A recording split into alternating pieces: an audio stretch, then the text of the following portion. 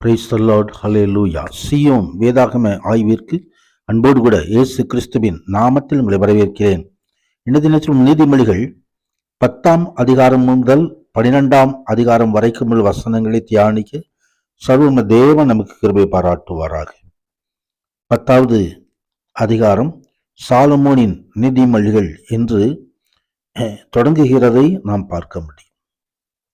ஞானமுள்ள மகன் தகப்பனை சந்தோஷப்படுத்துகிறான். சாலமோனுடைய காரியங்கள் தாவீது முன்பதாக அங்கே சாலமோனை ராஜாவாக்க வேண்டும் என்று சொல்லி தேவனுடைய சித்தத்தை நிறைவேற்றினதான தாவீது மகிமை உண்டாவதாக.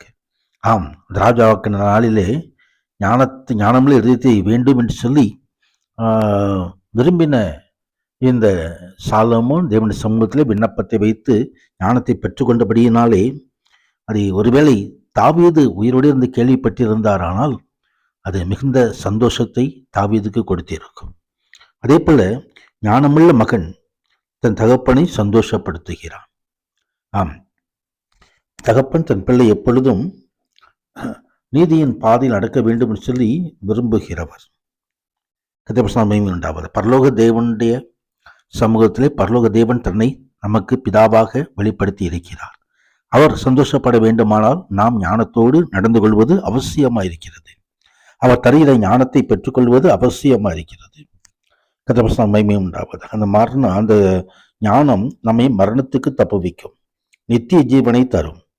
கர்த்தருடைய மகிமை உண்டாவதாக. அதைத்தான் இங்கே 2 முதல் 7வது வசனங்கள் வரைக்கும் உள்ள வார்த்தைகளிலே நாம் அறிந்து கொள்ள முடியும்.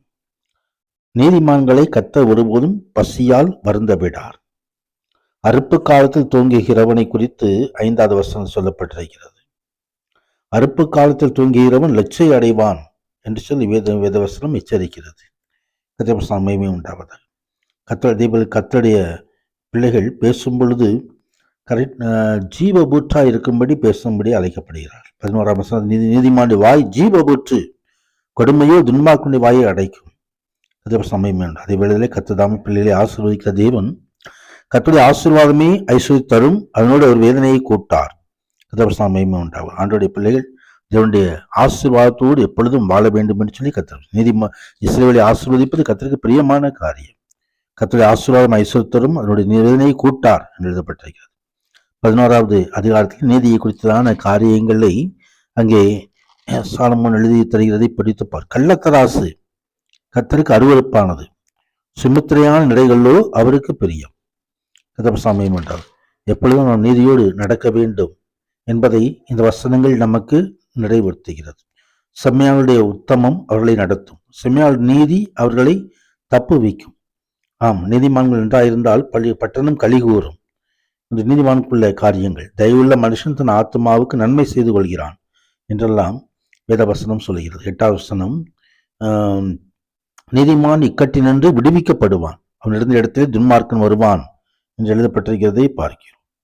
ஆம், ஆமான் எஸ்தர் புஸ்தகத்திலே மொர்தெகாய்க்கு தூக்கு மேடையை ஆயத்தப்படுத்தியிருந்தான். ஆனால் தூக்கு மேடையில் வந்தது யார் என்று சொன்னால் அது ஆமான் தூக்கிலிடப்பட்டான் என்று சொல்லி நாம் அறிந்திருக்கிறோம். கர்த்தருடைய மகிமை உண்டாவதாக. தொடர்ந்து 12வது அதிகாரத்திலே புத்திமதிகளை விரும்புகிறவன் அறிவை விரும்புகிறான், நல்லவன் கர்த்தரிடத்தில் தயவை பெறுகிறான் என்று சொல்லி அங்கே காரியங்களை ஆண்டவர் வெளிப்படுத்துகிறார். கர்த்தருடைய மகிமை உண்டாவதாக. கடிந்து கொள்ளுதலை வெறுக்கிறவனோ மிருக குணம் உள்ளவன். எப்பொழுதும் ஆண்டவர் சமூகத்தில் நாம் எச்சரிக்கை பெற்றுக்கொள்ளும் பொழுது நாம் மனம் திரும்பி அதை கர்த்தர் எச்சரிப்பை நாம் கவனமாய் கவனித்து நமது வாழ்க்கையிலே ஒரு தயை பெற்றுக்கொள்ளும்படியாக அந்த மனம் திரும்புதலை நாம் பெற்றுக்கொள்வது அவசியமாக இருக்கிறது. ஒவ்வொரு நாளும் வேதத்தை வாசிக்கும் பொழுதெல்லாம் கர்த்தருடைய வார்த்தைகள் நம்ம எச்சரிக்கையாக நடந்துக்கும் போது கர்த்தர் தாமே நம்மை மரண கண்ணிகளுக்கு தப்ப வைக்கிறவர்.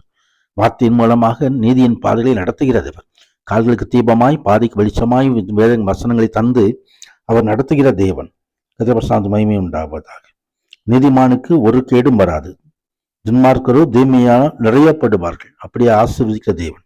நீதிமான் தன் அயலானை பார்க்கிலும் மேன்மை உள்ளவன், துன்மார்க்குடைய வழியோ அவர்களை மோசப்படுத்தும் என்று எழுதப்பட்டிருக்கிறது. நீதியின் பாதையில ஜீவன் உண்டு, அந்த பாதையிலே மரணம் இல்லை. ஆம், ஆண்டவர் தருகிறதான் நீதி. முதலாவது கர்த்தருடைய ராஜ்யத்தையும் நீதியும் தேடுங்கள் என்று ஆண்டவர் சொல்கிறார். நீதியின் பாதை நடந்து ஜீவனை பெற்றுக் கொள்வோம். உன்னதனான தேவன் மகிமையான ஆசீர்வாதங்கள் இருப்பாராக. ஆமேன், ஆமேன்.